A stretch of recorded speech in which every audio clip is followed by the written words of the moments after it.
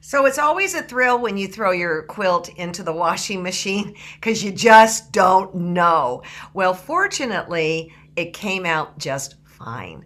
And I have decided to work on my design wall because editor Ann wanted to know why I wasn't using that versus the Persian carpet in the living room.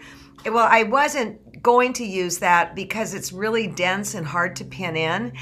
But I got these new pins online from Amazon, and the size is, they're called T pins. It's 38 millimeter, 1.5 inch. And they are sharp enough to go in. So yay, and yay, nothing ran. So what I'm gonna do is kind of set up my nest over here, and using the lines on this wall, I'm going to pin. So I even sewed the sleeve on it. Oh, that's bad. So what you do, meaning I don't like doing that. I'm gonna put my pins over here. What you do is you pin, what I do is I pin right in between the binding and the quilt itself, just in case something bad happens. So then you won't have a big hole like wherever. Okay, so I'm going to start pinning, lining it up. Hang on.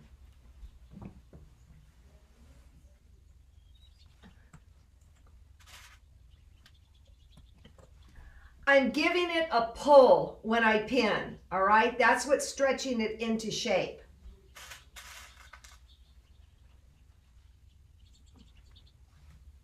The pins are about 6 inches apart.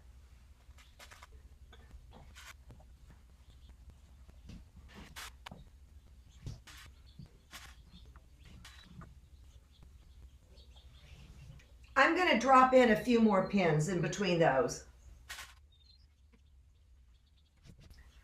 All right, I've got the top pinned straight. Then I'm going to come over on this side and see how it's bowing in. I'm going to pull it out and pin down. So top and then a side, all right?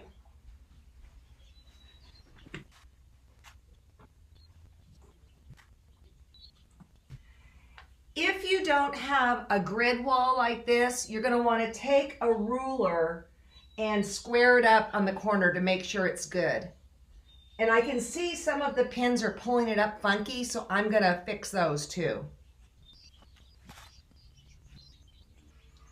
I'm pulling really hard. I'm going to move the camera so you can see me go across the bottom, okay?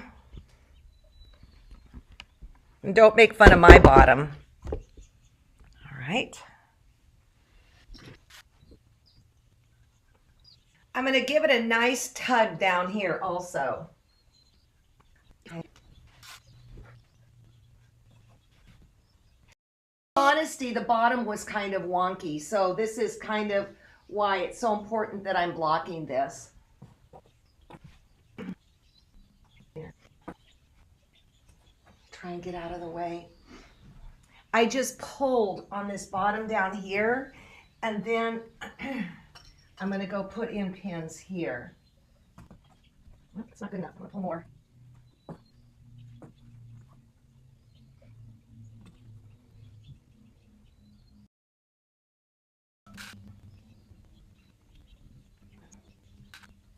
Okay. So how does that look so far? Pretty good. So let me start in going up this way.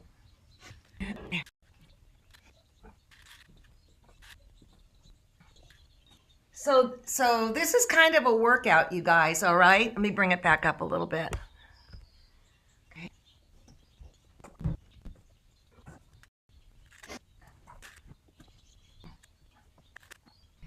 Now, sometimes right up there where I went, things can get a little funny just because of all the pulling that's been going on.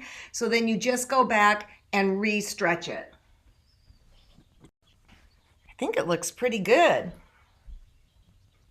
And now it's just a matter of it drying, and then you take it off. Now, one thing I didn't say is when I pin, I'm kind of pinning in at an angle like this. And if you use your expensive pins, they will just get wrecked. So you want to make sure you get these T-pins.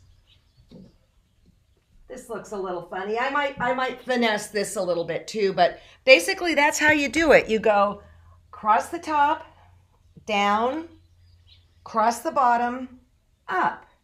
And you just take control of this thing, whip it into shape. That's how you do it. Super easy.